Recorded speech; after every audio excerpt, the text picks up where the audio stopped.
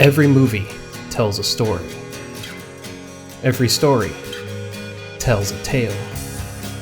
Come with us as the people behind the Cinema Madness podcast talk candidly about the stories that connect them to their favorite movies. This is Real Stories from the Isles.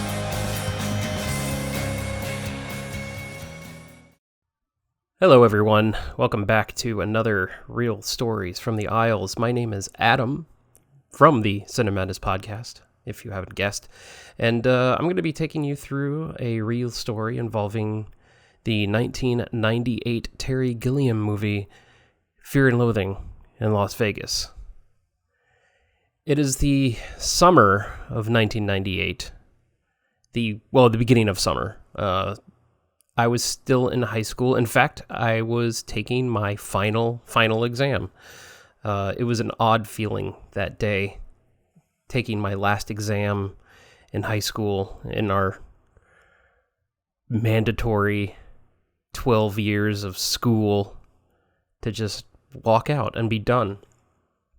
And that day, I went and saw a movie. This movie, the one I'm talking about. And it was just a weird feeling that evening, leaving school knowing I didn't ever have to go back. I was just done. And also being a 18-year-old kid, I thought I knew everything. As 18 to, well, in my case, 18 to 26 year-olds think they know everything and they're indestructible and they're right about everything. So this movie looked strange to me, but I was a big fan of Terry Gilliam. Big Monty Python fan. I loved 12 Monkeys and Brazil and Time Bandits. I mean, I can go on and just name movies for this, but I'm not going to. And I was real excited to see this new Terry Gilliam movie with Johnny Depp in it. And I had no idea who Hunter S. Thompson was. I had no idea this was based on a book. All I knew was it was the new Terry Gilliam movie, and it looked really weird, and it looked like a Terry Gilliam movie. So I went with one of my good friends, the one that I talked about in Texas Chainsaw Massacre. The one person that, one out of a few people that shaped my pop culture mindset and world, introduced me to certain music and movies and authors and stuff. And he wanted to go because he was a Hunter S. Thompson fan. So we went to the movie, and I remember sitting through that movie the first time thinking, wow, am I watching a movie or am I tripping and thinking of this movie? Because Fear and Loathing in Las Vegas is a story about, a long drug trip. It's not technically a true story, but it's not technically fiction. It's based off of Hunter S. Thompson's experiences as a journalist.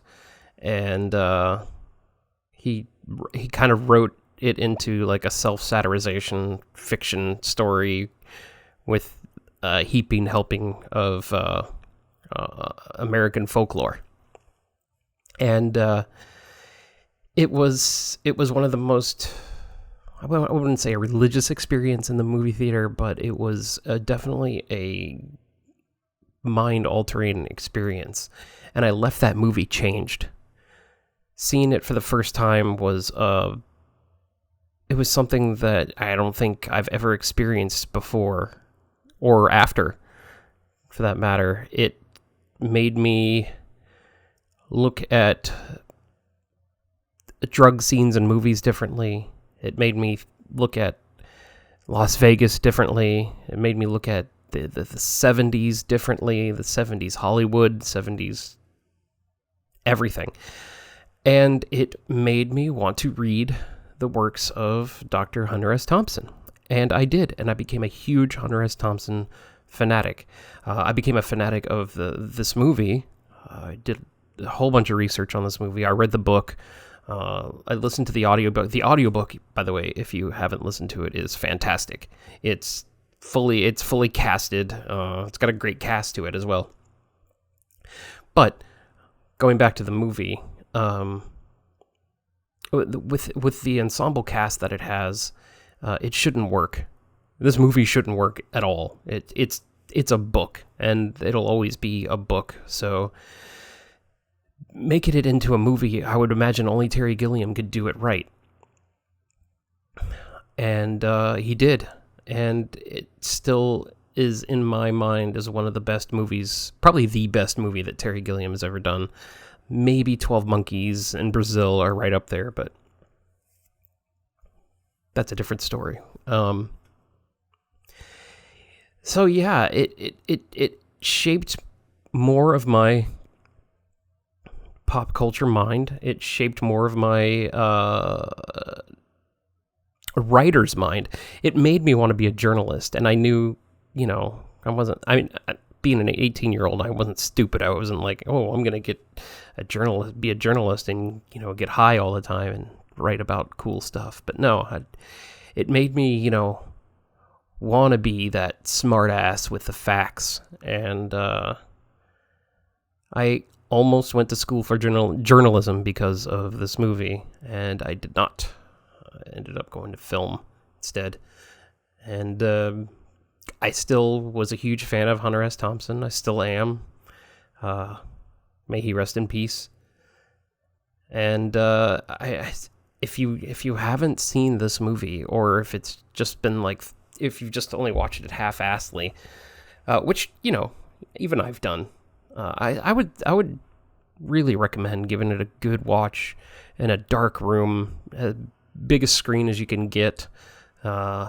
Sound really high, just let the movie envelop you. It's definitely an experience type movie, and not like an Avatar experience. It's not like a spectacle or a gimmick. It's just the movie itself is pure Terry Gilliam and pure Thompson, which equals pure madness. It's perfectly acted. It's perfectly it's not even scored. It's just got just an amazing 70s soundtrack.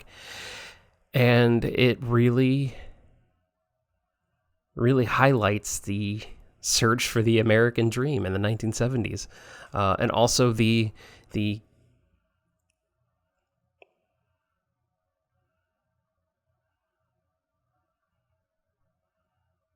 consequences of searching the American dream in the 30s and 40s, thus making Las Vegas.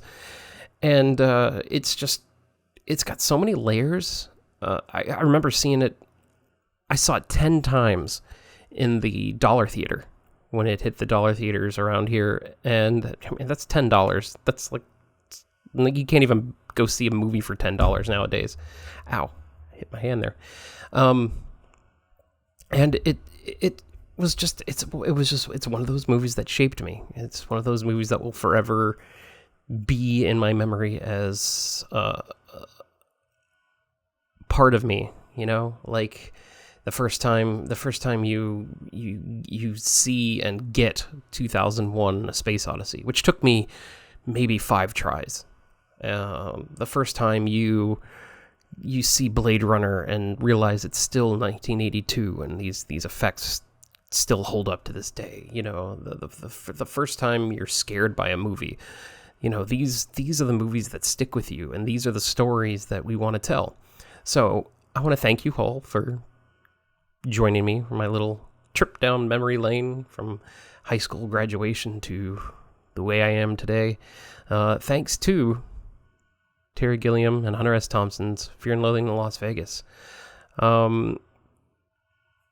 That's all. Thank you again for joining, and I'll see you next time. And remember to keep celebrating cinema.